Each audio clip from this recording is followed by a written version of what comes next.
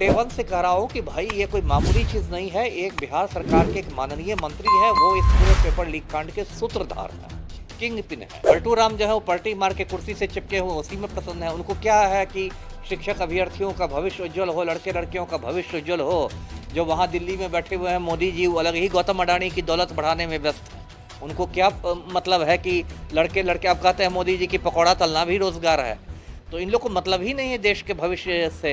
99% IAS IPS जो आज के ज़माना में है, एक तो भ्रष्ट होते हैं, घूसखोर होते हैं। जब आप खुद भ्रष्ट रहिएगा तो आप में क्या नैतिक बल रहेगा कि आप टकराइएगा। छात्र नेताओं ने घेराव की धमकी दी कि 21 मार्च को घेराव होगा BPSC ऑफिस का। मैंने भी अपने वकील से कहा कि भाई PIL तैयार करो, ये BPSC थेथर है, जब तक हाईकोर्ट का डंडा नहीं पड़ेगा रद्द वद्द नहीं करेंगे ये लोग। यहाँ तो जहाँ पता चलता है कि मंत्री जी भी हैं, ये भी हैं, तो सब मतलब एकदम सख्ते में आ जाते हैं। और फिर वही इन लोग का घिसा पिटा होगा कि विशाल चौरसिया, विजेंद्र गुप्ता, फलना गुप्ता। अरे ठीक है, उन लोगों ने कराया होगा लीक, लेकिन वो लोग टुटपुजिया लोग हैं, प्यादे हैं। 2 अक्टूबर को परीक्षा रद्द हुई और ये 3-4 महीने बाद आप सिंघल साहब के चैम्बर में जा रहे हैं। ये 4 महीने क्या पंडित जी से आप जतरा बनवा रहे थे? ये सब किसकी आंख में आप धूल झोंक रहे हैं? पब्लिक भी सब समझ रही है ना। सब रहेंगे तो उनको लालच दिया जाएगा कि भाई जूता साफ करो चीफ मिनिस्टर का, रिटायरमेंट के बाद BPSC का चेयरमैन बन जाओगे, या एक्सटेंशन मिल जाएगा 3 महीने का, या मानवाधिकार आयोग में सेट कर दिया जाएगा, या सिपाही भर्ती बोर्ड का चेयरमैन बना दिया जाएगा, है ना। लालच दिया था, दाम। नमस्कार, आप देख रहे हैं द बिहार टॉप। मैं हूं आदेशपुरी। BPSC TRE 3 यानी कि तीसरे चरण के शिक्षक बहाली में महा पेपर लीक हुआ और मामले की जांच EOU कर रही है। EOU के द्वारा ही ये तथ्य रखे गए कि पेपर एग्जामिनेशन से पहले बड़ी संख्या में लोगों के पास पहुंचे थे और एक षड्यंत्र रचा गया था जिसमें पैसे लेकर बहुत सारे लोगों को परीक्षा पास कराने की कोशिश की गई थी। लेकिन दुर्भाग्य देखिए कि बिहार में जब भी पेपर लीक होता है तो एक स्तर के बाद, एक ऊंचाई तक पहुंचने के बाद जांच धीमी पड़ जाती है और कहीं ना कहीं छोटे मोटे जो अपराधी शामिल होते हैं उसी की धरपकड़ में सारी ऊर्जा लगा दी जाती है और धीरे धीरे मामला गौन हो जाता है। ऐसा ही हुआ है TRE 3 में। हमारे साथ हैं अमिताभ दास जी, हैं सीनियर IPS अफसर रहे हैं पूर्व में बिहार के, और इन्होंने EOU को फ़ोन करके भी सूचना दिया है और लगातार जो है पेपर लीक युवाओं के मुद्दे पर बोलते रहते हैं। तो यहीं से हम जानेंगे सर, पेपर लीक का क्या हुआ? आप शुरू में भी आप कहते थे कि एक स्तर तक जाएगा क्योंकि इच्छा शक्ति नहीं है इसको लेकर। वही बात है ही तो। राजनीतिक दबाव देखिए इतना ज़्यादा है। मैं दर्शकों को पूरी बात बताऊं, ये 15 मार्च जो भी बीता है उस दिन BPSC ने शिक्षक भर्ती की परीक्षा दी थी, TRE 3-0 की परीक्षा। और उसके एक दिन पहले ही हज़ारीबाग मतलब इसमें जो है रेनबो बैंक्वेट, इसमें सॉरी कोहिनूर बैंक्वेट हॉल में ये रेड हुआ और उससे लगभग 266 लड़के लड़कियां पकड़ा है। वहाँ बाकायदा प्रोजेक्टर लगाकर ये हल किए जा रहे थे सवाल, सॉल्वर गैंग था। और उन लोग को फिर पटना ला के जेल भी भेजा गया। फिर EOU की प्रेस विज्ञप्ति निकली कि 10-10 लाख में एक पर्चा बिक रहा है। FIR तक हुआ, सब कुछ हुआ। उसके बाद जब BPSC की समीक्षा बैठक हुई, जो नए चेयरमैन हैं परमार रवि मनु भाई, तो उन लोगों ने कहा कि कोई ठोस साक्ष्य नहीं है, परीक्षा रद्द नहीं होगी। उस पर बहुत मजाक भी उड़ा कि 266 लोग जो जेल गए तरल साक्ष्य है क्या। फिर छात्र नेताओं ने घेराव की धमकी दी कि 21 मार्च को घेराव होगा BPSC ऑफिस का। मैंने भी अपने वकील से कहा कि भाई PIL तैयार करो, ये BPSC थेथर है, जब तक हाईकोर्ट का डंडा नहीं पड़ेगा रद्द वद्द नहीं करेंगे ये लोग। तो मेरा भी PIL तैयार हो रहा था, जनहित याचिका। उसके बाद बहुत चौतरफा दबाव हुआ, तब जाके 20 मार्च को इन लोगों ने रद्द कर दी परीक्षा। और शुरू से मैं डे वन से कह रहा हूँ कि भाई ये कोई मामूली चीज़ नहीं है। एक बिहार सरकार के एक माननीय मंत्री है, वो इस पूरे पेपर लीक कांड के सूत्रधार हैं, किंग पिन है। और मैं तो मतलब खुल के अपनी बात कहता हूँ। मैंने बाकायदा जो एक नंबर जारी किया था EOU ने, आर्थिक अपराध इकाई ने, कि भाई किसी को कोई जानकारी हो तो इस पर दीजिए, तो मैंने बाकायदा 5-6 रोज़ पहले फ़ोन करके कहा कि भाई जांच का एक बिंदु, इस पर भी जांच की जाए। और मैंने बाकायदा, मैं फ़ोन कर रहा हूँ इसका, मैंने वीडियो भी बनवा लिया, सोशल मीडिया पर भी डाल दिया, जिससे कल को EOU खंडन नहीं कर सके कि भाई ऐसी कोई सूचना नहीं मिली। लेकिन वही बात है, यहाँ तो जहाँ पता चलता है कि मंत्री जी भी हैं, ये भी हैं, तो सब मतलब एकदम सख्ते में आ जाते हैं। और फिर वही इन लोग का घिसा पिटा होगा कि विशाल चौरसिया, विजेंद्र गुप्ता, फलना गुप्ता। अरे ठीक है, उन लोगों ने कराया होगा लीक, लेकिन वो लोग टुटपुजिया लोग हैं, प्यादे हैं। बड़े बड़े जो घड़ियाल बैठे हुए हैं उनको तो आप पूछिएगा। कायदे से तो अब तक BPSC कार्यालय पर EOU का रेड होना चाहिए था। क्वेश्चनर भेजे हैं सर। ये तो क्या है, तो इसी को खाना पूरी कहते हैं। ये कोई बात हुई? ये तो फिर वही सिपाही बहाली वाली बात हुई। मतलब 2 अक्टूबर को परीक्षा रद्द हुई और ये 3-4 महीने बाद आप सिंघल साहब के चैम्बर में जा रहे हैं।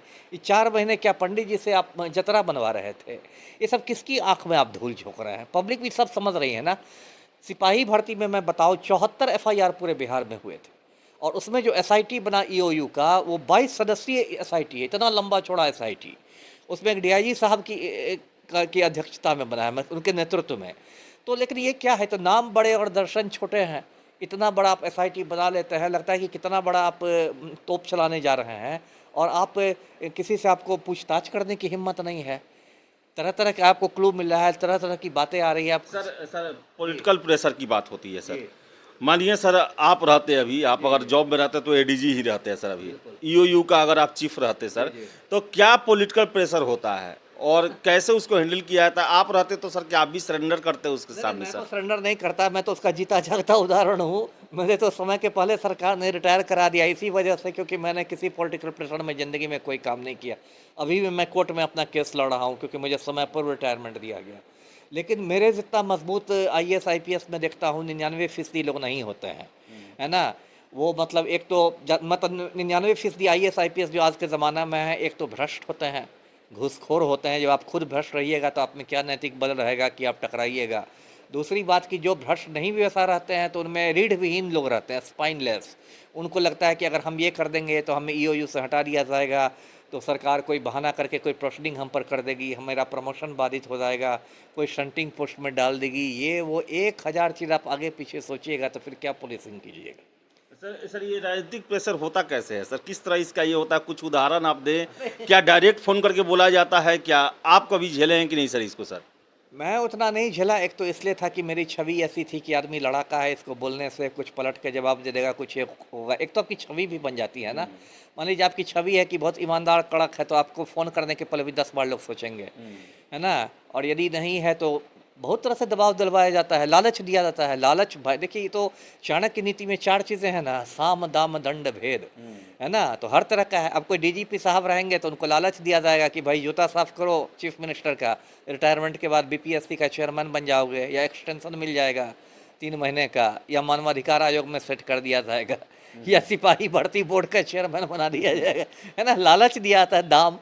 बहुत लोग को दंड दिया जाता है। जैसे मुझे आप खरीद नहीं सकते थे तो मुझे मेरा 10 साल तक प्रमोशन रोक के रखा गया। फिर मैंने सुप्रीम कोर्ट तक 10 साल कानूनी लड़ाई लड़ के अपना प्रमोशन लिया। उसके बाद मुझे कहा गया कि इनको लोकहित में रिटायर किया जाता है, जबकि कोई इल्ज़ाम मुझ पर नहीं था।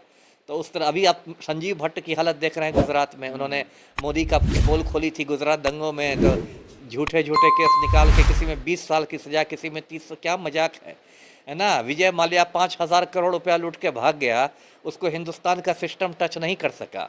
नीरव मोदी 12,000 करोड़ रुपया लूट के भाग गया, उसको हिंदुस्तान का सिस्टम नहीं ये टच कर सका। और संजीव भट्ट पर पूरा पुलिस जुडिशरी सब ऐसे है कि लगता है कि वही इंडिया में एक रह गए हैं। तो वो सब होता है। ये लोग किसी भी, देखिए माफिया है, इनका कोई उसूल नहीं है, किसी भी हद तक जा सकते हैं, है ना। किसी भी हद तक जा सकते हैं। जस्टिस लोया को मरवा भी सकते हैं। इन लोग का कोई ये नहीं है, उसूल नहीं है। तो इसलिए ये तो अधिकारियों को झेलना पड़ता है जी। सर क्या होगा सर आगे? सर क्या ये मामला भी सर रफा दफा हो गया सर? होना क्या, अब ऐसे ही होगा। देखिए सरकार की क्या रणनीति रहती है ना। सरकार शुरू में उछल कूद करती है, पुलिस उछल कूद करती है, उसके बाद मामला के ठंडा होने की प्रतीक्षा करती है। ये ठंडा सर, लेकिन हर एक परीक्षा अब हो रहा है, तो सर क्या होगा सर आगे? एक होता है कि चलो अभी हुआ लेकिन हम कड़ाई कर देंगे, बदल देंगे, लेकिन जब माफियाओं का आप जब इस तरह जब उनका बचाव करेंगे, अगर नहीं पकड़ के ला पाएंगे, तब तो लगातार देखिए सर हर एक परीक्षा भी हो रहा है, आगे भी होते रहेगा। वही होगा, लेकिन उसकी फिक्र किसको है? उसकी फिक्र किसको है? पलटू राम जो है वो पलटी मार के कुर्सी से चिपके हुए उसी में प्रसन्न है। उनको क्या है कि शिक्षक अभ्यर्थियों का भविष्य उज्जवल हो, लड़के लड़कियों का भविष्य उज्जवल हो। जो वहाँ दिल्ली में बैठे हुए हैं मोदी जी, वो अलग ही गौतम अडानी की दौलत बढ़ाने में व्यस्त हैं। उनको क्या मतलब है कि लड़के लड़के, आप कहते हैं मोदी जी की पकौड़ा तलना भी रोजगार है, तो इन लोग को मतलब ही नहीं है देश के भविष्य से। तो ये दिक्कत है ना।